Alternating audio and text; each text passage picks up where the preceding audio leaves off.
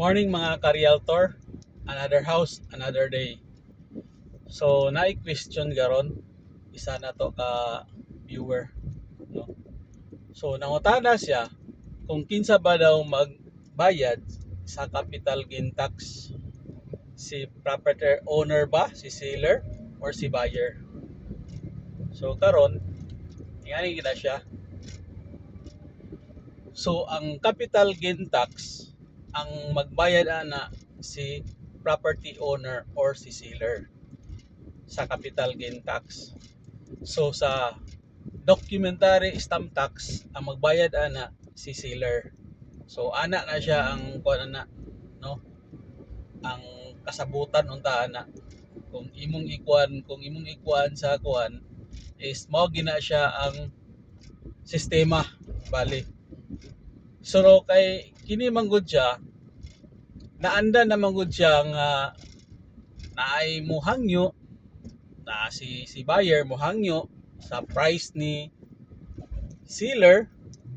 So naiuban nga mingon na lang sila of instead of ang baligya niya is 7 million, hangyon niya og 6 million, pero maingon na dayon si buyer na sige, hangyo na ako og 6 million pero ako'y bayad sa tanan expenses, sa capital gain tax, sa documentary stamp tax, sa attorney's fees, tanan sa pagpa-transfer, no? So namon gyud siya yung mga ana nga senaryo, depende maguna siya sa sabot sa buyer o ang sa seller. So mana siya ang kuan, magdepende. So mana siya karon murag na anad na pod na kuan nga si buyer na lang ang mo kuan, mo bayad sa capital gain tax. Napoy uban nga mga buyer para maniguro sila nga sila ang mobayad na lang sa capital gain tax kay para ini pagpa-transfer nila diretso-diretso na kasi sila may magpa-transfer. So diretso na ang ilang pagpa-transfer. Kay naiuban nga mahadlok sila nga kung si seller ang magkuan, ang magbayad sa capital gain tax, basin og langan-langanon bitaw. So dugay-dugayon niya pagbayad sa capital gain tax ana kung maglangan magud ang pagbayad sa capital gain tax, malangan sa dang imong pagpa-title kay di man ka maka-process, no? Kay mao man na gyud ang imong first pag-abot nimo sa BIR. So mao man na ang imuhang bayran, no? Kung magpa-title ka mo na ang bayran una didto kay kung maglangan-langan magud ka nya kun natayruhan na to ang inyong deed of absolute sale.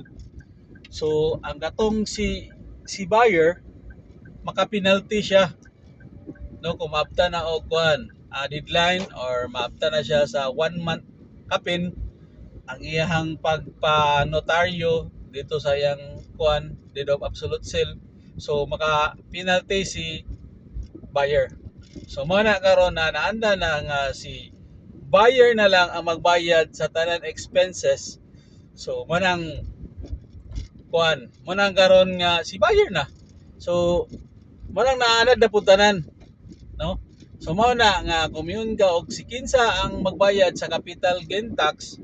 So kamo na lang yun ni property owner, si seller ang magsabot-sabot ana nga kinsa ang magbayad or unsaon ang inyong processing para okay ang inyong transaction, no? Para kuan, para close deal. So ingana siya. So kanang mga property owner dia basig namoy ipabaligya nga mga property ninyo. So lot only or house and lot, PM lang mo sa kuha kay ato nang tabangan pagpabaligya. So this is Albert, the licensed real estate salesperson. Good morning and God bless. Thank you.